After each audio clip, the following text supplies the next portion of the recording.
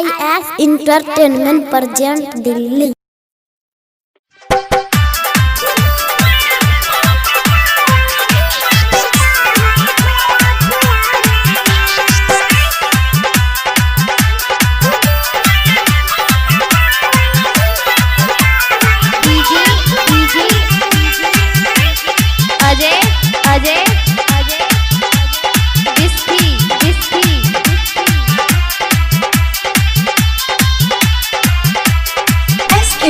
Recording studio Saharsa. फूलल फूलौ नाना गे छौरी फूलल फूलौ नाना हाँ फूलल फूलौ नाना गे छौरी फूलल फूलौ नाना कि जीजा जीजा जीजा दल को कौन बीजा की तोहर फूललौ फूलौ नाना कि जीजा दल को कौन बीजा की तोहर फूललौ फूलौ नाना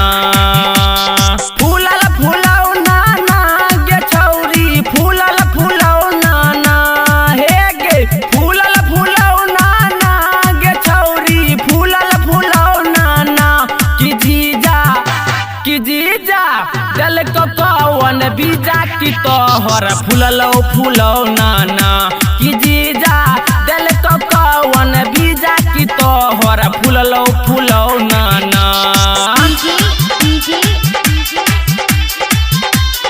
अजय अजय जीजा दल को कौन बीजा की तोहर फूललौ फूलौ नाना।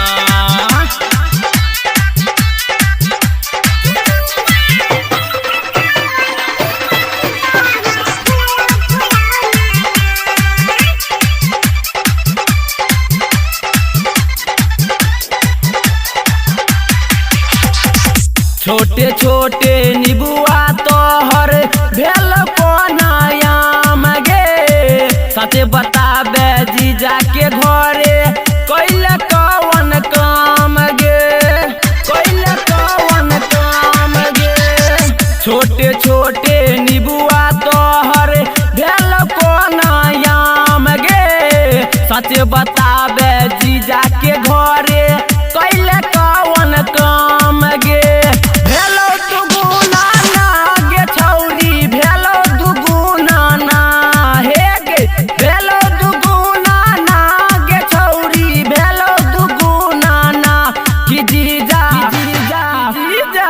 दल को कौन बीजा की तोहर फूललौ फूलौ नाना कि जीजा दल को कौन बीजा की तोहर फूललौ फूलौ नाना।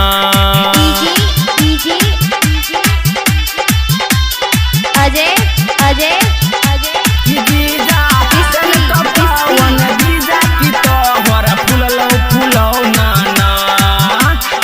SK music recording studio Saharsa.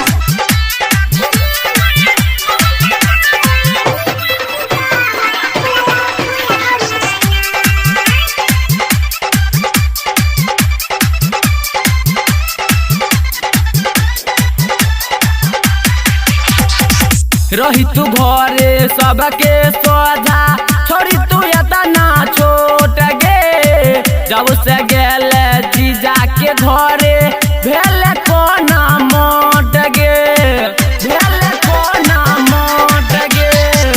रही तू घरे सबके सोझा छोड़ी तू एतना छोट गे जब से गेल जीजा के घरे भेल कोना मोट गे।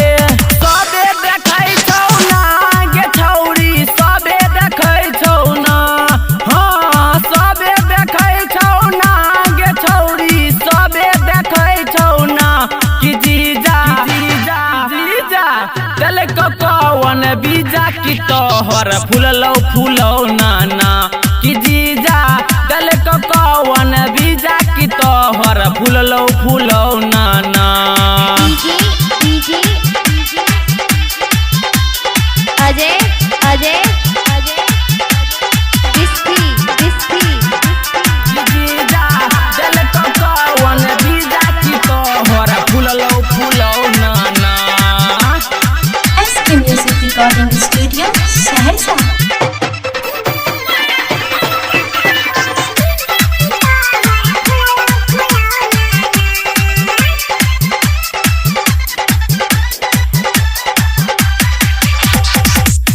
विनोदबा कहै छौ तोरा लागै छी तू होट गे सलम सियाना कहै छौ तोरा छौरी तनी सट गे छौरी तनी सट गे राइटर विनोदबा कहै छौ तोरा लागै छी तू होट गे सलम सियाना कहै छौ तोरा छौरी तनी सट गे अरसद हंसै छौ ना गे छौरी जुबेर पो हंसै छौ ना अरसद हंसै छौ ना गे छौरी जुबेर पो हंसै छौ ना कि जीजा जीजा जीजा दिल को कौन बीजा की तोहर फूललो फूलो नाना कि जीजा दिल को कौन बीजा की तोहर फूललो फूलो नाना।